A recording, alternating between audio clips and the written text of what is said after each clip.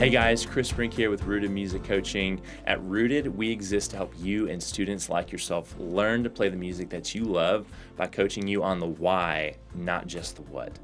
Now in today's video, we have something really special for you. We're gonna come around the intro and the lead line that's being played in Lauren Daigle's song, You Say, but the way we're gonna do it is gonna be really cool. We're gonna come around it in the context of a metronome and learning to play a song by building the tempo from a slow tempo all the way on up. You're gonna feel super comfortable, you're gonna feel super confident when you learn songs like this, and it'll totally change the game as you're starting to learn more and more songs. I hope you enjoy. Take a look. All right, guys, so I'm really excited to jump into this with you. What we're gonna be doing today is we're gonna be learning the song You Say and parts of You Say through the context of what it looks like to play alongside a metronome. It's gonna be amazing. So there's a really cool lead line in the song You Say on the piano that sounds really cool. We're in the key of F here, and I'll explain all that to you in just a minute. But basically what we're trying to do here is we're trying to really work on playing with a metronome. That's not something that's usually a lot of fun to do, but as we get further into it, you're going to see how it makes sense and how it actually can be really fun when we put it in the context of a song. Playing with a metronome is one of the biggest things that you can ever learn to do in your piano playing and in your piano journey. Anywhere you go, any church that you play at, for the most part, a lot of these places are going to have what's called a click track and like a metronome inside your in-ears that you're going to have to play along with. Any band that you play with, even if you don't have a click track, you're going to have to play along with other band members, which is almost like a click track. You're trying to match their tempo. So learning to do this really takes your playing to another level. And so what I'm trying to solve for you is this burden that's there when you're trying to practice it, and it's not really fun. So what I hope to do today is help show you how playing with a metronome can be really fun, especially when you put it in the context of a song that you actually care about playing.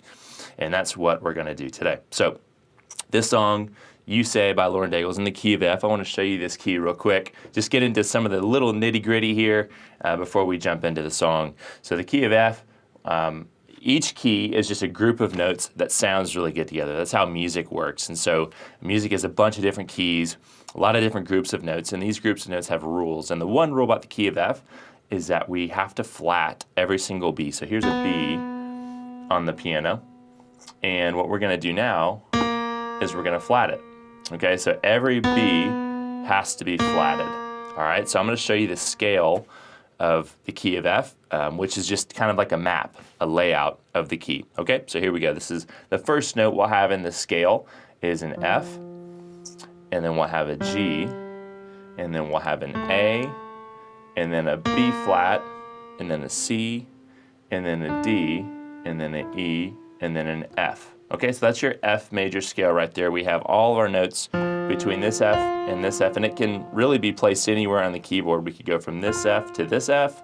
We could go from this F to that F. It really doesn't matter as much. All we're looking to do is just understand the notes that are available to us in this key. So those are the notes that are available. Then from there, we get our chords, okay? Our chords are built off the first, third, and fifth note of any scale. Okay, and so the key of F scale, the first note was an F, okay? Our third note was an A. Our fifth note was a C. So when we put those three together, we get our one chord, okay? It's called a one chord because our thumb's on that first note of the F scale, okay? That's our one chord, an F major chord. Our two chord in this key is going to be a G minor chord. We're on the second, fourth, and sixth note of the F scale. So you'll notice I'm never going to play a note that's outside the key. It's always going to be within the context of the key of F. Okay, so we're in the key of F right here. That's your two chord. Three chord is your A minor. Four chord is a B flat major. Five chord is a C major. Your six chord is your D minor. And your seven chord, which we won't use, is called an E diminished. Okay, we won't be using that one in this song, but we will be using some of the other chords.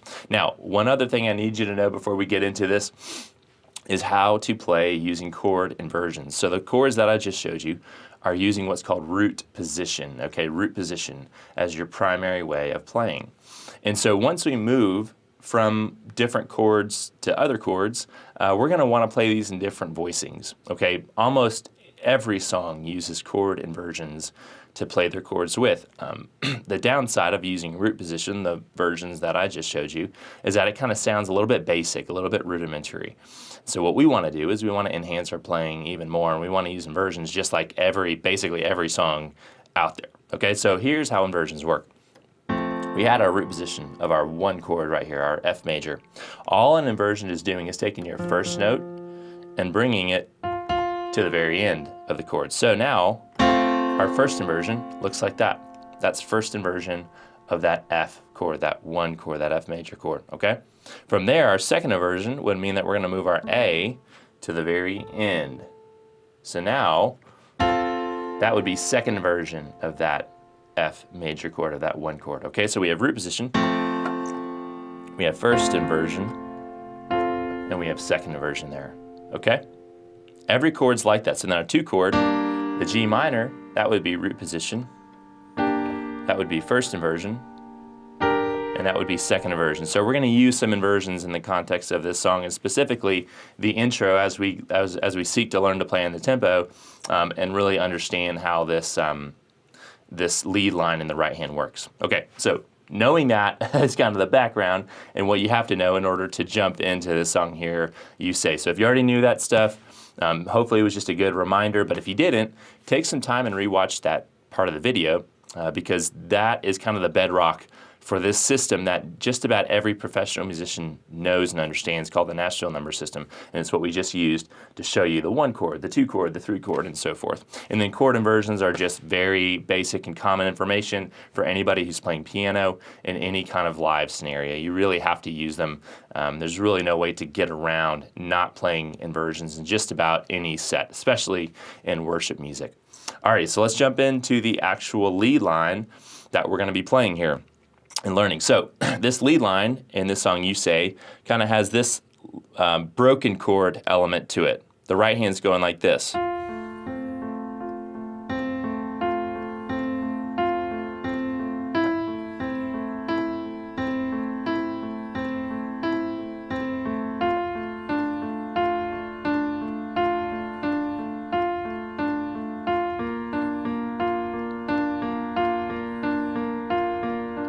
So you kind of get the idea there. So what we're doing is we're playing a one chord in first inversion, okay?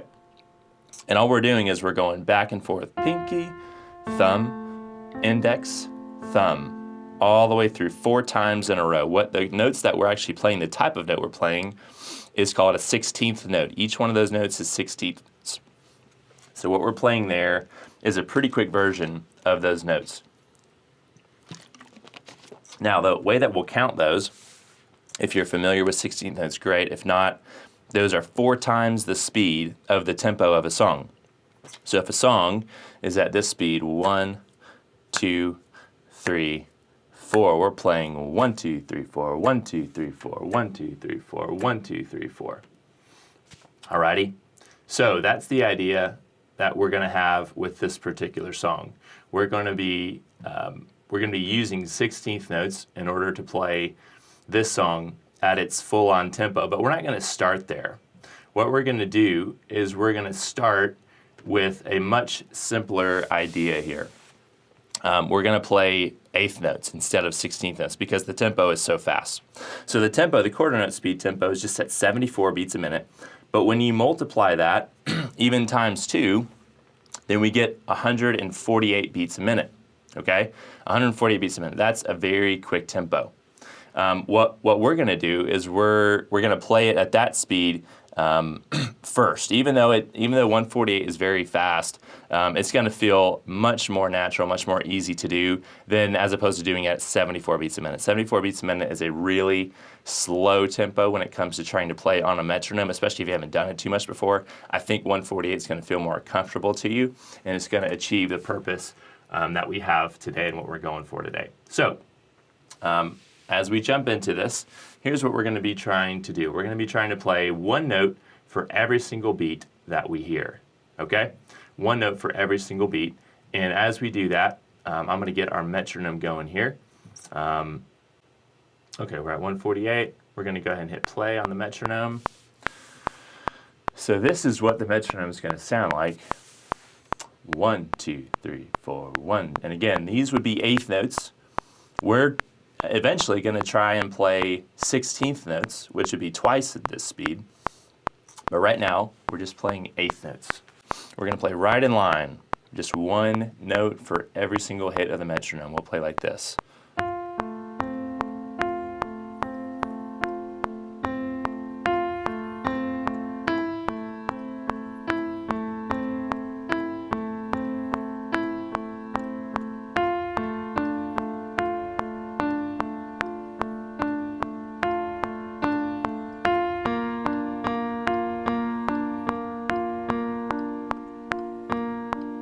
And that's it. So that's kind of the first level of this. Now, with every single song that you're trying to work up to a faster tempo, our entire goal here is to start slow, where you feel comfortable, and then work up faster and faster and faster. So if 148 doesn't feel comfortable to you, then I would suggest moving the tempo down to like 100 beats a minute and starting there. The entire goal of this is to be extremely comfortable every step of the process as you work the tempo up, okay?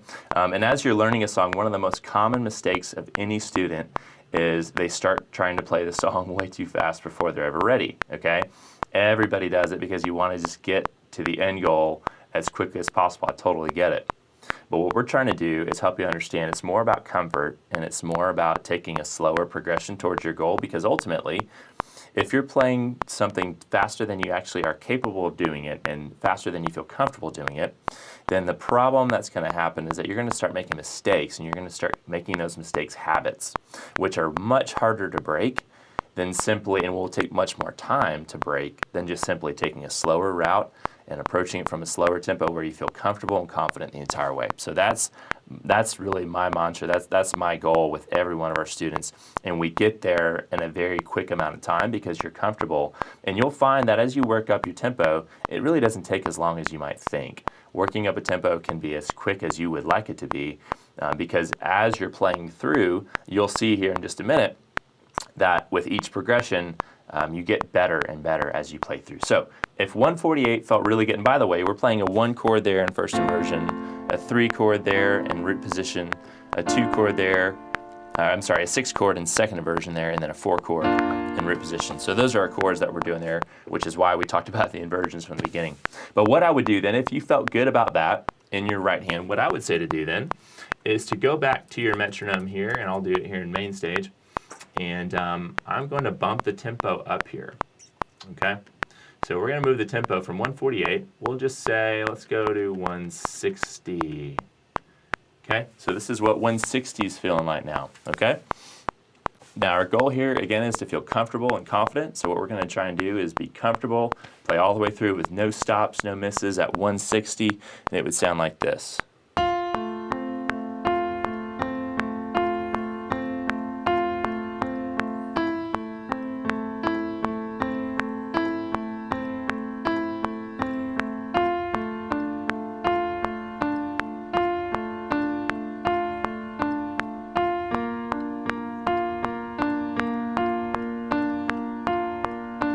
Was 160 beats per minute right there, played fluidly at that tempo in the context of those chords and those movements, and that's what we're looking for. So then from there, what I would say is let's go to our metronome again, and let's get here and let's bump the metronome up to, let's just stop it here for a quick second, and let's bump it up here to 170 and see how that feels. Okay, so what we're going to try and do now is we're going to play this at 170. And make sure this feels good. And you'll notice, okay, so we're upping by 10 BPM each time here.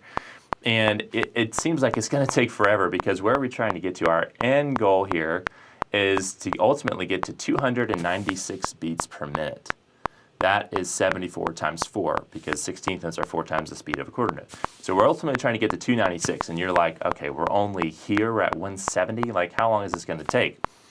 But that's a really good thing, because as you're playing through, you're getting better and better every pass. With every pass that you play, even if it takes you 2 or 3 passes to get through one particular metronome setting, that's a really good thing, because you've just spent 3 more times playing through that progression than you would have if you would have jumped up like 50 beats a minute or something like that. So taking a slower approach, a slower route to this is always best, and it ends up with you feeling comfortable. And there's nothing worse than feeling a lack of comfort when you're playing a song, like just hoping you're going to get it right. Like, you want to know that you're going to get this stuff right and that you can play this beyond a shadow of a doubt as soon as you enter any kind of scenario, whether it's playing for your friends, like, hey, I can play You Say, and you jump into it and you make tons of mistakes.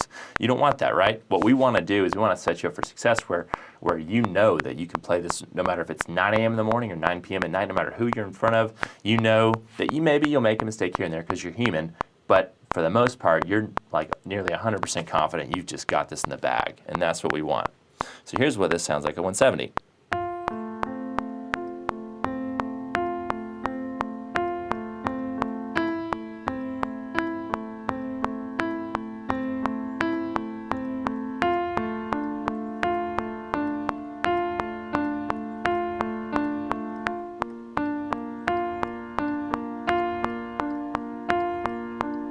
All right, so that's 170. So what we're going to do now is we're going to go ahead and jump through and get all the way to our target tempo of 296. Now, once you get to a certain point, about 200 beats a minute, I'll show you what that sounds like here in just a quick second. 200 gets pretty fast to stick with when it comes to playing with each beat here. So there's 200. Let's go ahead and play that. That's pretty quick, right? So that's kind of the threshold for me, at which point I'm like, maybe I just want to half it. Maybe I actually want to go back to 100 beats a minute and just try and play 4 times that speed. It's kind of up to you as far as what works best for you. Right now, we're playing directly in line with this tempo, but if we halved it, then we'd just be playing double time at 100 beats per minute, twice that speed. So it kind of just depends on what you feel like you're able to hear clearly and really stick with. Everybody's a little bit different, but if you feel like the tempo is just getting really fast on you and having a hard time distinguishing between each beat, then what I would say is just half it. So here's what 100 would sound like. Now let's play that. That feels a lot more doable, even though we're still playing quickly. Even though we're still playing at a very quick tempo. Oh, that feels a lot more doable because we can actually distinguish between all the hits in the metronome. Okay, so what I'm going to do now, though, is let's just pretend we've worked up 10 beats per minute every single time all the way through 170, 180, 190, 200, and so forth. And now we're finally at our target tempo of 296, which are the 16th note beat. We're actually at our full speed of 74 beats a minute at 16th note speed, which is your 296 tempo. We're finally there. Here's what we're going to sound like when we get to that point. And for me, I really love having quicker tempos to play along with. It helps me just be a little bit more in line with what I'm playing and just way more accurate as far as my notes.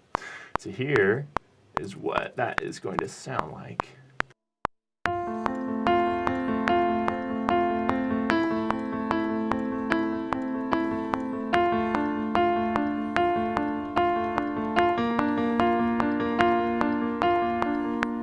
All right, and that's really it. That is the entire lead line played at full speed at that full 296 16th note speed version right there. It sounds great. And when you start taking that to the other sections of the song, like the verse, there are aspects of that lead line in verse 2, and the turnaround, and the choruses. The chorus actually gets much simpler when it's playing its lead line. Instead of playing the middle note there, it just plays the top and bottom notes of each chord.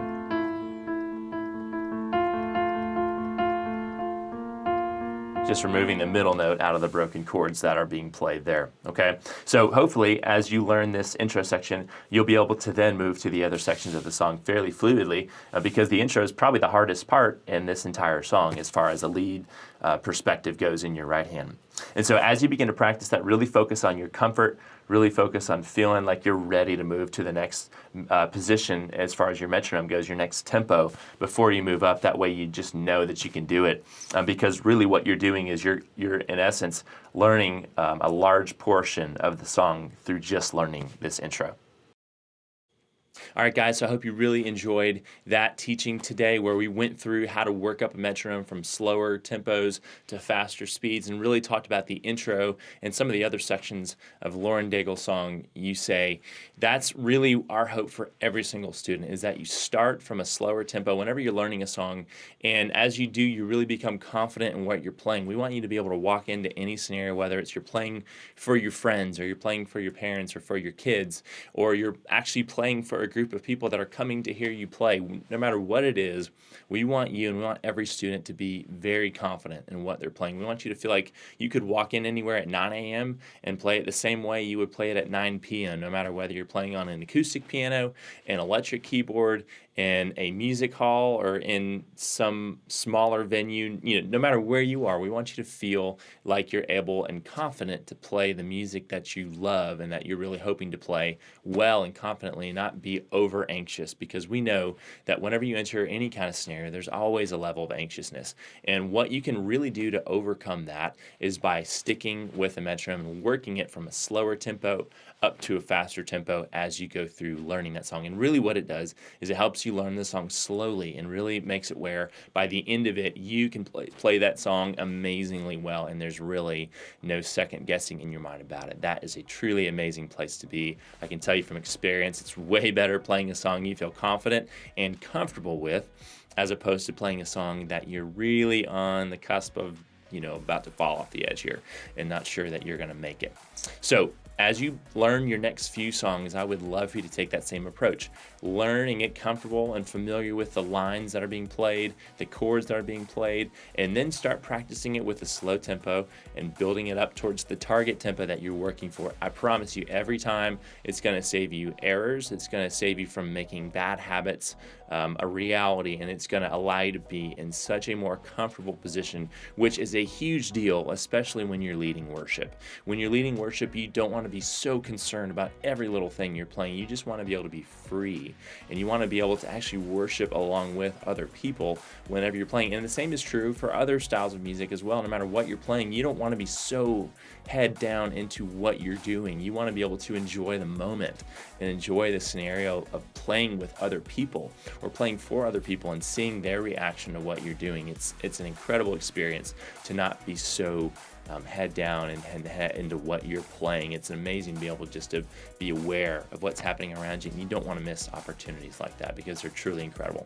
So I hope you really enjoyed the coaching that we had for you today. If you enjoyed it and you would love some further coaching and some further teaching, I would love for you to join us in our monthly membership program, where you're going to get access to tutorials exactly like this and many other tutorials the same way, where you're going to learn the same way that we taught you today, just in a much more in-depth and hands-on manner. You can get started with us today in a very low monthly format, where you have the option to leave whenever you want to, cancel at any time. Being a part of our monthly membership program is an incredible opportunity that you have the opportunity to jump on now. Just simply click the link in our comments below, and you can definitely get started learning to play the music that you love and learning to play it confidently today.